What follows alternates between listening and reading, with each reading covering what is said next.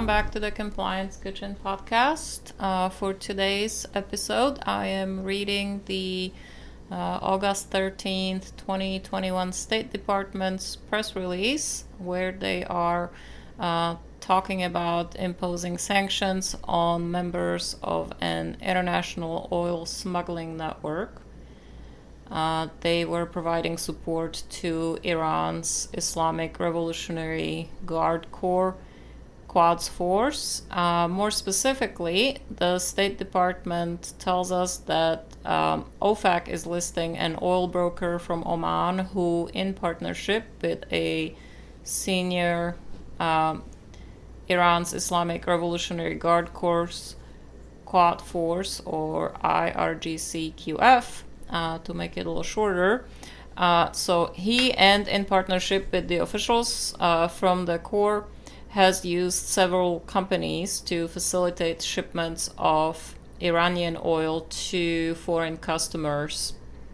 Now, two of these companies are based in Oman. One is registered in Liberia, and the broker also controls a company in Romania.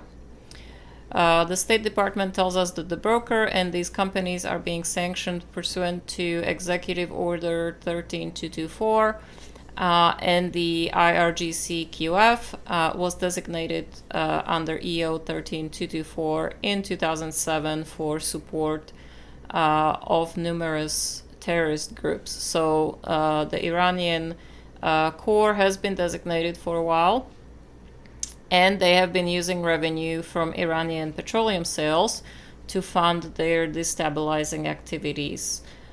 In order to achieve necessary sales, they had to find willing foreign intermediaries to conceal that the IRGC-QF is behind these transactions. More from the State Department as to who specifically was designated, unless you guys, of course, are welcome to pull the press release with the details from compliancekitchen.com. But Omani national Mahmoud Rashid Amur Al-Apsi, his companies have transported shipments worth tens of millions of dollars for the benefit of the Iranian Corps.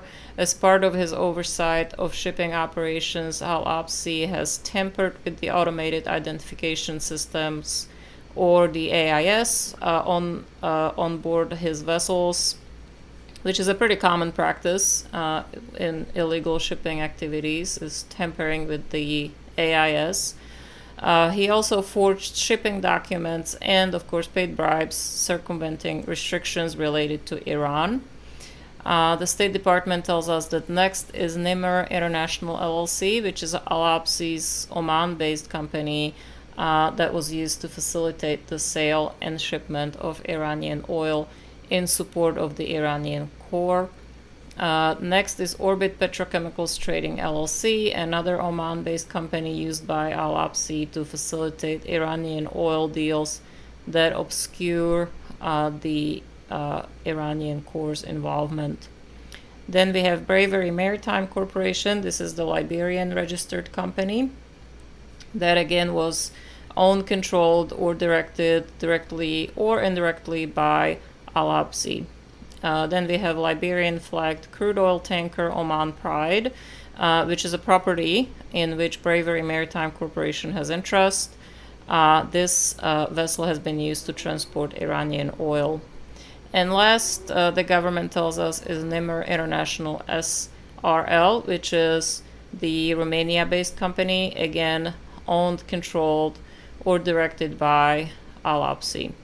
So as usual, when you see these designations, that means that all property and interests in property subject to U.S. jurisdiction of those who are designated are blocked. U.S. persons are generally prohibited from engaging in commercial transactions with those that are designated, and also with their blocked property. Foreign financial institutions that knowingly facilitate significant transactions for, or persons that provide material or certain other support to those who are designated, of course, risk exposure to sanctions that could sever their access to the U.S. financial system or block their own property under U.S. jurisdiction. So once again, if you need to take a closer look at this and also the identifying information, this is as usual available.